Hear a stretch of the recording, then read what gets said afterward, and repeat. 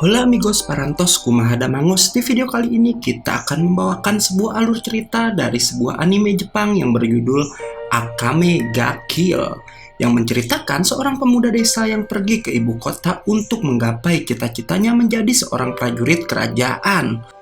Tapi ia malah berakhir masuk ke sebuah organisasi pembunuh profesional.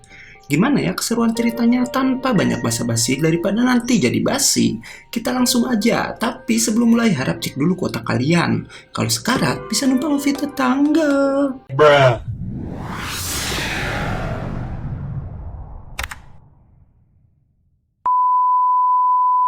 Di awal film, kita akan diperlihatkan pada seorang pemuda yang menyelamatkan sebuah kereta kuda yang saat itu diserang seekor naga tanah raksasa. Pria itu cukup kuat karena bisa mengalahkan si monster hanya dengan satu ayunan pedang. Dua orang yang ditolongnya berterima kasih pada pria yang lalu mengenalkan diri bernama Tatsumi.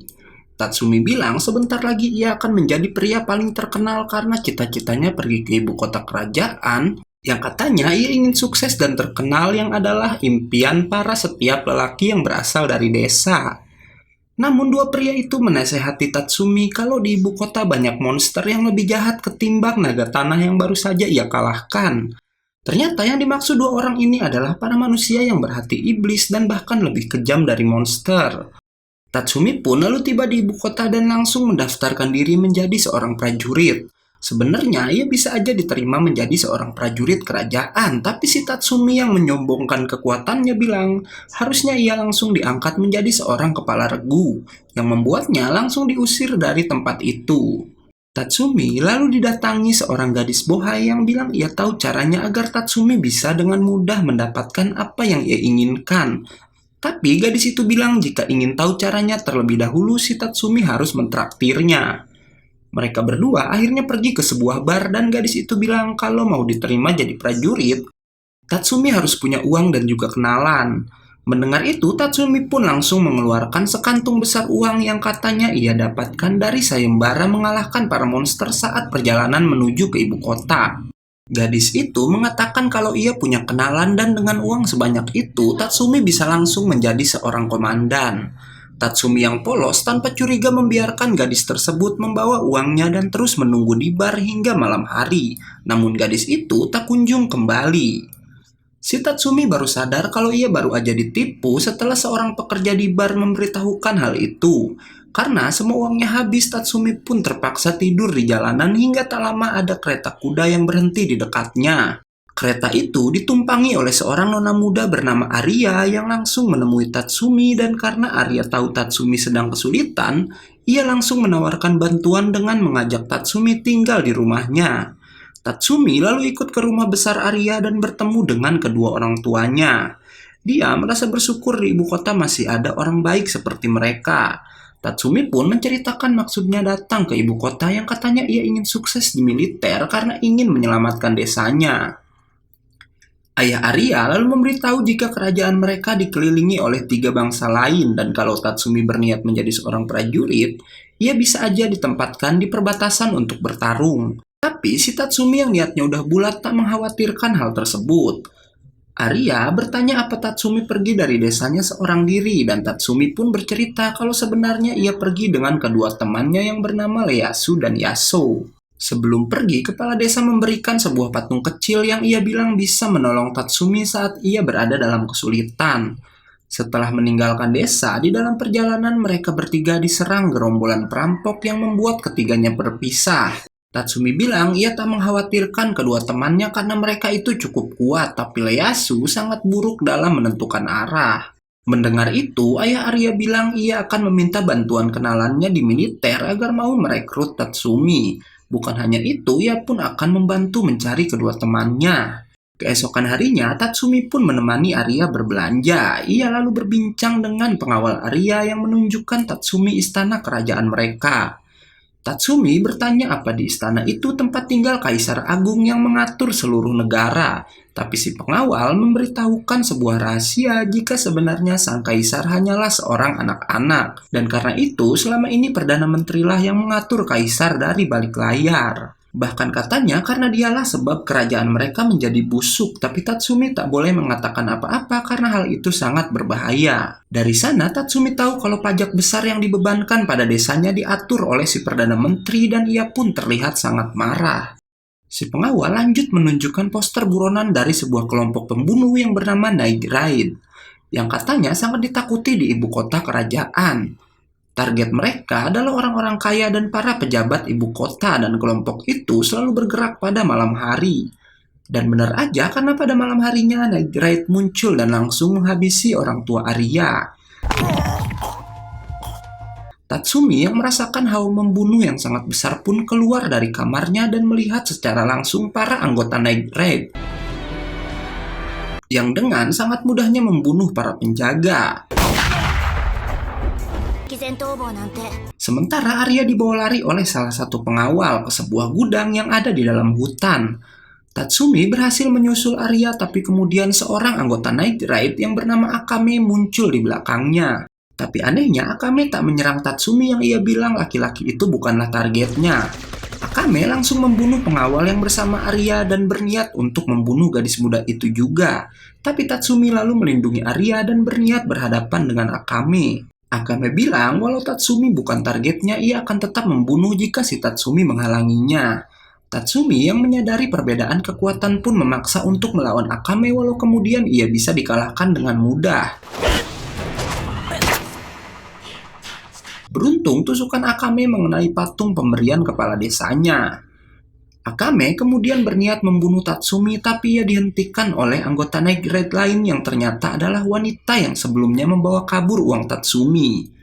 Ia bilang ia menyelamatkan Tatsumi untuk melunasi hutangnya. Tak hanya itu, gadis tersebut pun menunjukkan kebenaran pada Tatsumi tentang keluarga Arya, yang ternyata suka mengajak orang dari desa tinggal di rumah mereka dan lalu menyiksa mereka semua hingga tewas. Bahkan teman wanita Tatsumi yang bernama Sayo pun ditemukan di dalam gudang itu. Arya berkelit kalau ia tak tahu apa-apa tentang itu semua.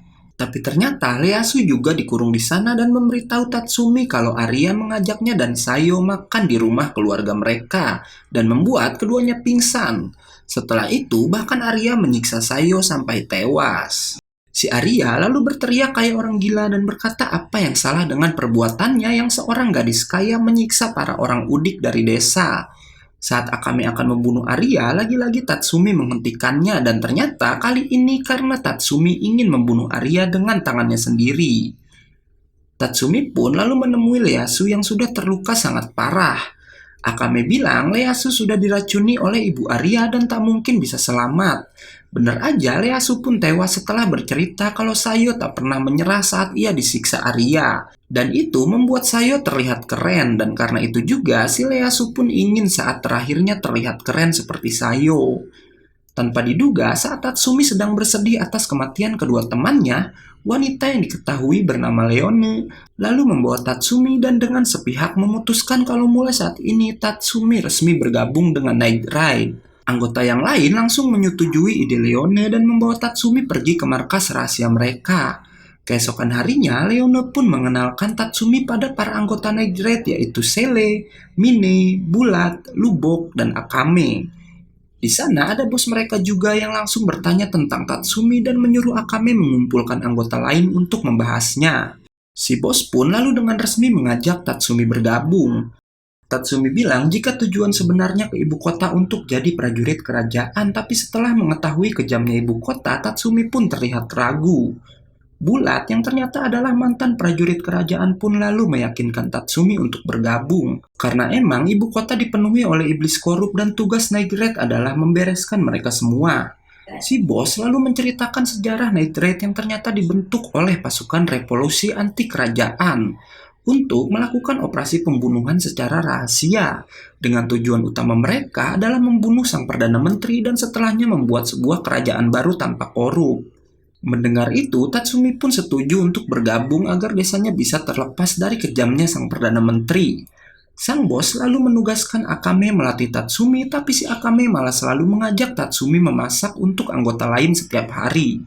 Saat sebagian anggota pergi untuk rapat darurat, Akame mengajak Tatsumi mengambil ikan di air terjun dan lalu menyuruh Tatsumi untuk menangkap ikan dengan menyembunyikan hawa keberadaannya. Tatsumi dengan pedenya menyanggupi perintah Akame, tapi hasilnya ia hanya berhasil menangkap 2 ekor. Saat sedang makan, bos meminta Leone memberitahukan misi selanjutnya. Leone pun menunjukkan foto 2 orang pria bernama Gamal dan Orge.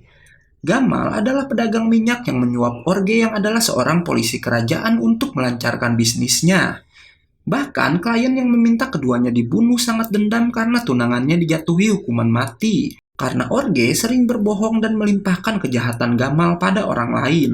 Leone yang sudah memata-matai keduanya bilang jika membunuh Gamal adalah hal yang mudah. Berbeda dengan Orge yang adalah seorang polisi kerajaan karena ia selalu dikelilingi para anak buahnya dan lagi Orge mempunyai julukan si iblis karena kemampuan berpedangnya. Namun setiap libur Orge selalu pergi minum di pusat kota dan itulah kesempatan mereka.